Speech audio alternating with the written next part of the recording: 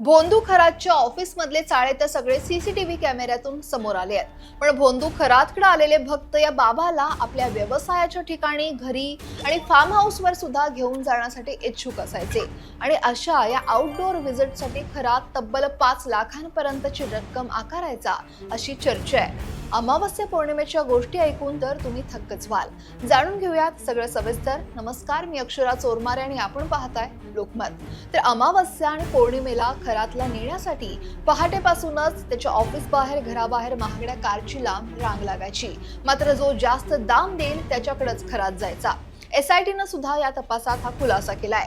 पुण्यातील अशाच एका करोडपती भक्ताकडून पूजा करण्यासाठी वाहन हवा असं सांगून 90 लाखांची महागडी कार खरातनं खरेदी करायला लावली आणि नंतर हीच कार या अशोक खरातनं स्वतःच्या नावावर करून घेतली।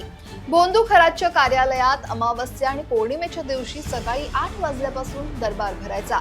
हा दरबार रात्री उशिरापर्यंत चालायचा। पीडितांच्या म्हणण्यानुसार तो लोकांना त्यांच्या कौटुंबिक समस्या, आर्थिक अडचणी किंवा आरोग्याच्या समस्यांवर आध्यात्मिक उपाय देण्याचं आश्वासन द्यायचा आणि यासाठी तो घर भेटी देऊन किंवा आपल्या कार्यालयात बोलवून विशेष पूजा आणि विधींसाठी तब्बल 5 लाख रुपयांपर्यंतची मागणी करायचा। त्याच्या फसवणुकीचा हा खेळ अनेक वर्षांपासून सुरू होता। खरं तर या अशोक खरातची, या भोंदू बाबाची फसवणुकीची पद्धत अत्यंत चलाख अशी होती। तो नारळ लाल करणं, उदबत्ती खालून पेटवणं असे अनेक चमत्कार करून दाखवायचे आणि ज्यामुळे लोक त्याच्यावर सहज विश्वास ठेवायचे। त्यानं अनेकदा स्वयंभू लिंग प्रकट केल्याचा दावा सुद्धा केला आणि तसंच 100 रुपयांना मिळणाऱ्या रान तुळशीच्या बिया, ज्याला तो जादुई बिया म्हणायचा, हजारो ते लाखो रुपयांना विकायचा। लोकांना ते घरी ठेवल्यास धनलाभ होईल किंवा संरक्षण मिळेल असं सांगायचा। लोकांना नागदोष आहे किंवा मृत्यूचं भय आहे, अघोरी शक्ती त्यांचा पाठलाग करतेय असं सांगून तो त्यांच्या मनात भीती निर्माण करायचा आणि यातून बाहेर पडण्यासाठी विशेष पूजा करावी लागेल असं सांगून हा खरात, हा भोंदू पैसे उकळायचा।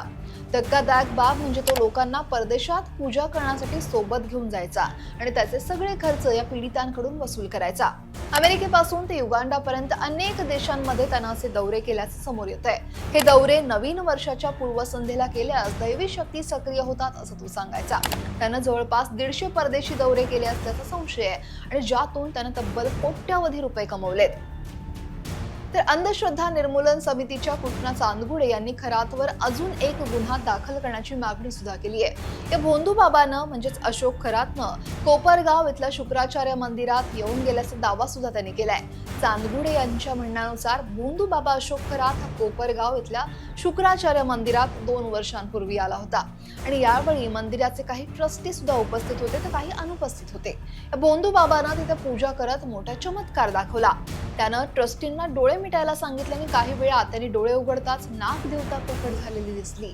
यावेळी सगळे ट्रस्टी घाबरून गेलेले। भोंदू बाबा आणि ट्रस्टी यांच्यावर जादूटोणा विरोधी कायद्यान्वये गुन्हा दाखल व्हावेत अशी मागणी या कृष्णा चांदगुडे यांनी केली आहे। तर नाशिकमध्ये कॅप्टन नावाने प्रसिद्ध असलेला अशोक खरात हा एक स्वयंघोषित ज्योतिषी आणि अंकशास्त्रज्ञ आहे, हे आपल्याला सगळ्यांनाच माहिती आहे। त्याचं मूळ नाव हे लक्ष्मण एकनाथ खरात असलेला हा व्यक्ती 10वी नापास असल्याचं सुद्धा समोर आलंय आणि या भोंदू बाबाद्वारे अनेक महिलांचं लैंगिक शोषण झाल्याचं आणि त्याच्याकडे कोट्यवधी रुपयांची मालमत्ता जमा झाल्याचं तपासात उघड झालंय। एका 35 वर्षीय महिलेच्या तक्रारीनंतर या संपूर्ण प्रकरणाचा पर्दाफाश झाला। सरकारनं स्थापन केलेल्या SIT त्याच्या कॅनडा कॉर्नर इथल्या कार्यालयावर आणि इतर ठिकाणी त्यांनी छापेमारी सुद्धा केली। यामध्ये त्याला अटक करण्यात आली आहे आणि त्याच्या कार्यालयातून तब्बल 58 आक्षेपार्ह व्हिडिओ आणि इतर साहित्य सुद्धा जप्त करण्यात आलंय। खरं तर या व्हिडिओमध्ये अनेक उच्चभ्रू व्यक्ती आणि राजकीय नेत्यांच्या समावेशाची सुद्धा शक्यता वर्तवली जाते। हळूहळू नावं समोर येत आहेत। या अशोक खरातवर 420 फसवणूक, 34 म्हणजे सामान्य उद्देश आणि महाराष्ट्र नरबळी आणि इतर अमानुष, अघोरी आणि दुष्कर्मी प्रथा आणि काळा जादू अधिनियम 2013 अंधश्रद्धा निर्मूलन कायदा या अंतर्गत गुन्हा दाखल करण्यात आलाय। आतापर्यंत त्याच्या विरोधात 6हून अधिक गुन्हे दाखल झाले आहेत। आणखी तक्रारी येण्याची सुद्धा शक्यता आहे। संपूर्ण प्रकरणावर तुमचं मत काय आहे? कमेंट नक्की करा आणि लोकमत सबस्क्राईब करायला विसरू नका।